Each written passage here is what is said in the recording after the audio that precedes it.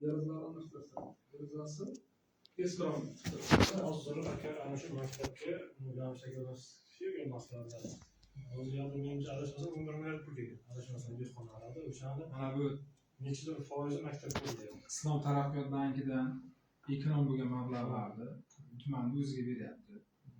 O'sha yangi O'zbekiston qirg'oqasi bitta dehqonlar mahallasidan oldi. Hozir bizga jadval degan avliy kamatlarimiz nima ehtiyoj bor ijtimoiy sohaga o'sha. Bog'cha kerak bo'lsa hozir bog'cha qo'yib Bog'cha qo'shimcha. Bog'cha yangi qoldi.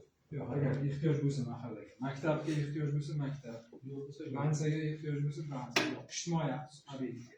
Uchta yo'nalish bo'yicha biz taklif berishimiz kerak. Qaysiga bog'cha to'liq qamrab olgan bo'lsa, agar kerak bo'lsa kichkina bu ham bitta bog'cha yangi uylar tarafga.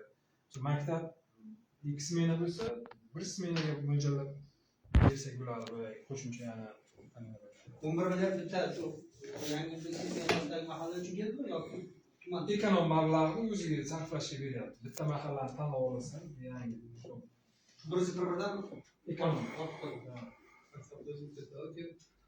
Bu ijtimoiy obyektlar stadiondan kirmaymadimi? maktabga o'zi kiradi.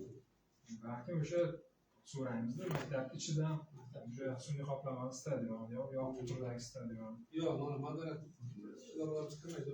Yo'q. Mayli, shu Bu masala kecha gaplashdik 123 million.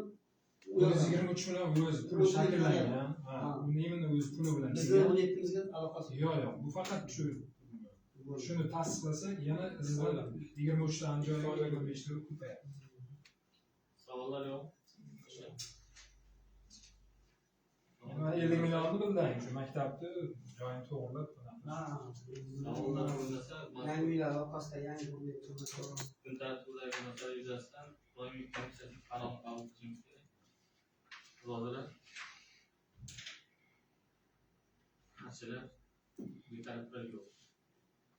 Buncha keyingi 3-masala yana Keyingi masalamiz O'zbekiston Prezidentining zarbdor tajribasi.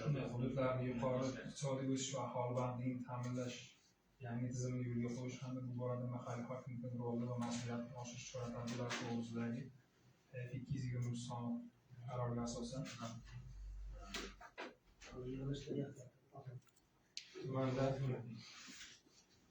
4 ta yo'nalish bo'yicha driver loyiha berganmiz. Bu ushbu loyihalarni infratuzilmasini yaxshilash uchun dastlabki hisobga qo'yilgan umumniy qiymati 25-2 milliard so'm. Bu hammasi respublika byudjetidan ajratiladi.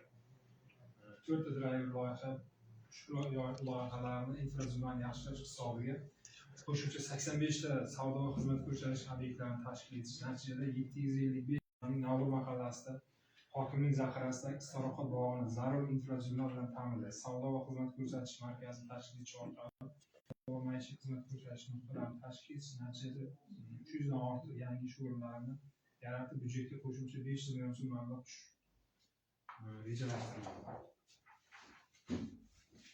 Ikkinchi tumandagi Katta Hayot mahallasida joylashgan Bobur nomli Istirohat bog'ini obodonlashtirish, ta'mirlash va infratuzilmasini yaxshilash orqali hududda aholi uchun zamonaviy ko'ngilochar maskan va xizmat ko'rsatish obyektlarini tashkil etish orqali 25 tadan ortiq savdo va maishiy xizmat ko'rsatish nuqtalarini tashkil etish natijada 200 dan ortiq yangi ish o'rinlarini yaratib, byudjetga qo'shimcha 1 milliarddan oshiq soliq tushumlari